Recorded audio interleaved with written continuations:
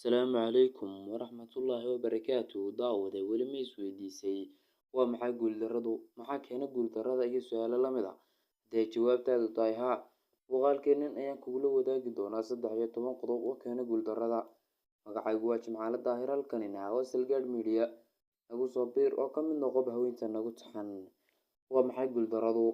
Ma jirto qeexistaan sax ah oo ay leedahay guuldarradu, laakiinse kan ugu fudud ee qof kasta maankiisa kusoo dhacaysa ayaa ah waa inuu qofku gaari waayo amaba uu ka yareeyo amaba uu ka guul gaari waayo yoolal uu dejistay amaba ahdaaf uu lahaa. Haddaba si aynu u ogaano waxyaabaha keena guuldarrada, qabso 13 qodob. 1. Cabsida badan. Inuu qofku ka cabsado waxaanu doonayo inuu ka guul gaadho waa qodobka koowaad ee keena guuldarrada. Qodobka labaad, cudurdaarka. Inuu qofku yidhaahdo waxaan yoolka doonayay inaan yoolka ka gaadho ma gaadhi karo, waqti uma haysto, iyo xilligaas ma gaadhayo oo wuxuu ku laro cudurdaar ah waa waxyaabaha ka mid ah inuu qofku guuldarraysto. Waana qodobka labaad.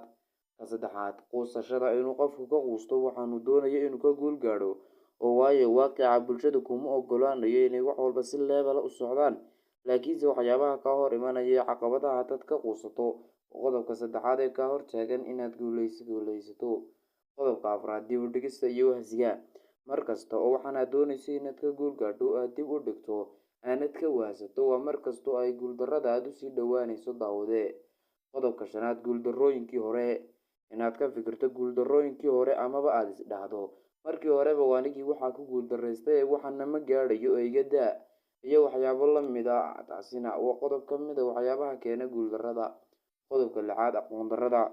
Haddii aanad aqoon lahayn isla markaasina aanad aqoon kugu filan u lahayn waxaanaad doonayso inaad ka guul gaadho, way adag tahay si aad uga guul gaadho maxaa yeelay kama guuli gaadhi kartid waxaanad aqoon u lahayn. Qodobka toddobaad, ka fikirista wixii tegay. Haddaad ka fikirto wixii hore mar kasta waxaa kuu soo baxaysa waxyaabo xunxun iyo waxba hore, laakiinse waxay qodobkanina keenaya inaad guuldarraysato. Wuxuuna qodobkani ku leeyahay marnabana ha ka fikirin wixii tegay, laakiinse qabo waxaanaad doonayso hadda inaad ka guul gaadho. Qodobka sideedaad, saaxiibka xun. Saaxiibka xun amaba ka ku hanjabinaya, ku caayaya, ku aflagaadeynaya, kaasina waxau qayb ka qaataa guuldarradaada. Daawade. Qodobka sagaalaad, balwadda.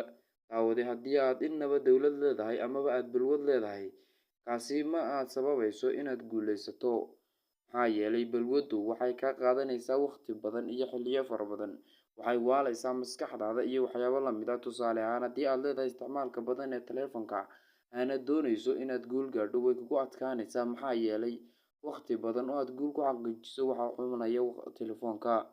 Qodobka tobnaad, raaligelinta dadka kale. Inaad dadka kale raali geliso waxay markasta hoos u dhigaysaa guushaada, oo waxaa laga yaabaa inaad wax ku guul gaadhi lahayd laakiinse aad is tidhaahdo hebel marka raali noqonaya, taasina ay kuu soo dedejiso guuldarradaada. Qodobka 11aad, adkaysi la'aanta.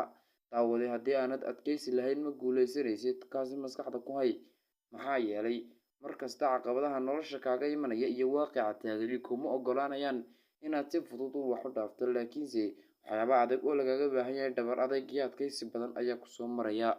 Qodobka 12aad, hurdada badan. Markastoo aad hurdo badan hurdo waa mar kastoo waqti badan kaa lumayo, taasina waxay ka qayb qaadataa guuldarrada. Qodobka 13aad ama ugu dambeeya waa caajiska. Inuu qofku ka caajiso waxaanu doonayo inuu ka guul gaadho waxay saameyn ku leedahay guuldarrada. Taasina waa qodobka ugu dambeeya ee sababa guuldarrada maxaa yeelay caajiska faraha badani